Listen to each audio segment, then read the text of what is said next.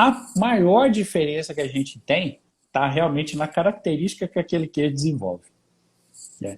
Um queijo Minas padrão, bom, de boa qualidade, né? Produzido de acordo com a legislação que hoje existe, né? É Sim. outro detalhe interessante, né? Queijo Minas padrão sempre foi um queijo que não tinha RTQ. E hoje tem. Hoje, isso, inclusive, está gerando muito problema por aí afora. A gente vai tocar nesse assunto, voltar a tocar nesse assunto, que eu vou te falar aqui dessa diferença. A diferença real, realmente, é a questão das características de textura, de sabor, de cor do queijo, né? Muitos fabricantes não se importam com isso e, às vezes, descaracterizam todas essas situações do queijo, tornando o queijo um queijo é, muito fora do padrão, né? Apesar de algumas pessoas até gostarem, né? Que eu recebo relatos disso. Ah, eu não gosto de queijo maturado, eu gosto de queijo fresco. Né? Mas a gente precisa de entender que queijo Minas padrão hoje tem padrão. Né? Então não é aquele queijo que a gente produzir. Por que eu estou citando isso, pessoal? Queijo Minas padrão teve o seu RTQ, né, o Regulamento Técnico de Identidade e Qualidade, editado recentemente, para falar a verdade, em julho de 2020. Ou seja, é muito recente. Até julho de 2020, um queijo que é muito tradicional, queijo antigo, né, foi desenvolvido aqui nas nossas montanhas de Minas, ele era produzido e foi sendo difundido ali, a partir de Minas, para todo o Brasil. Hoje, em todos os estados do Brasil, a gente vê empresas produzindo queijo Minas padrão. Só que o que acontecia? Esse queijo, como ele não tinha uma legislação que regulava, regulamentava, a gente tinha diversos tipos de queijo Minas padrão produzidos de diversas formas, com características completamente diferentes em cada local que a gente ia. Né? Para eu ter Nesse ideia, caso aí, sim, quando ele não tinha o regulamento técnico específico, como que o Ministério da Agricultura supervisionava esse produto? Qual o regulamento que o produtor desse queijo tinha que seguir? Eu falo isso que na isso verdade, serve para alguns queijos que não têm regulamento, que é um questionamento sim, constante. sim. O que acontece? A legislação ela, ela faz a sua medida de fiscalização, muitas vezes ela não é tão específica. Ah, eu tenho uma legislação para um queijo X, Y, Z, mas não tem para o A.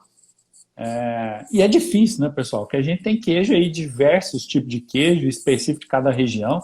Então, assim, muitas vezes a legislação vai demorar um tempo até ela incorporar esse tipo de queijo, que às vezes a gente imagina que não tem legislação. Mas como que faz a fiscalização? Aí é por similaridade. Né? É aquela situação. A gente tinha, por exemplo, o queijo Minas padrão, antes, como ele não tinha RTQ, ele só tinha um artigo no RISPOA, no antigo RISPOA, na verdade, né? Não, nem era essa atualização do RISPOA de 2017, mas a legislação era de 1952. E o que ela dizia sobre o queijo Minas padrão? Falava que era um queijo produzido a partir da coagulação do leite e tal, e que era um queijo com características de queijo, nem citava, né, de queijo de média umidade, mas simplesmente citava que ele era um queijo com característica maturado. E tinha um período de maturação, 20 dias. Era o único artigo do RISPOA que citava essa situação do queijo Minas padrão. Então não existia mais nada que regulava esse queijo. Né? Não definia umidade, não definia a classificação com relação ao teor de gordura, não tinha nenhuma classificação.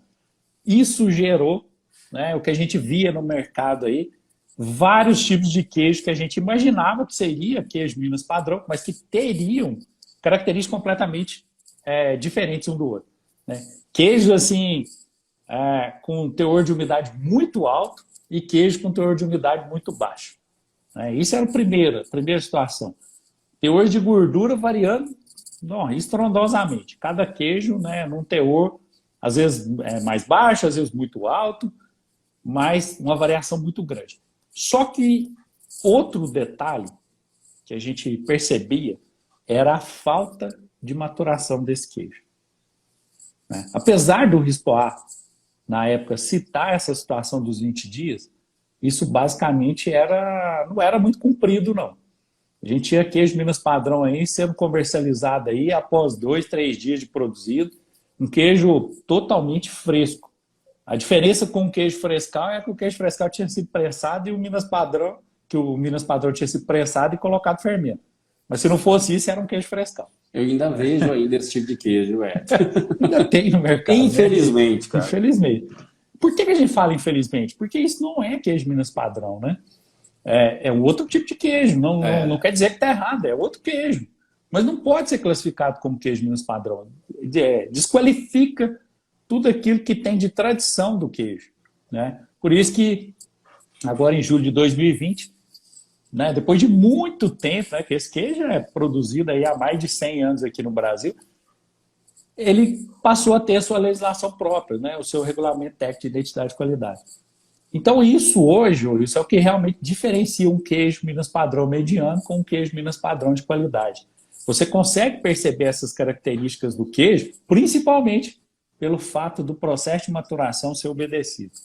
Né? Então, se você pegar um queijo hoje no mercado que não sofreu maturação adequada e um queijo hoje que tem maturação adequada, a diferença é muito grande. É muito grande. Você consegue perceber, dá a impressão de que não se trata do mesmo queijo.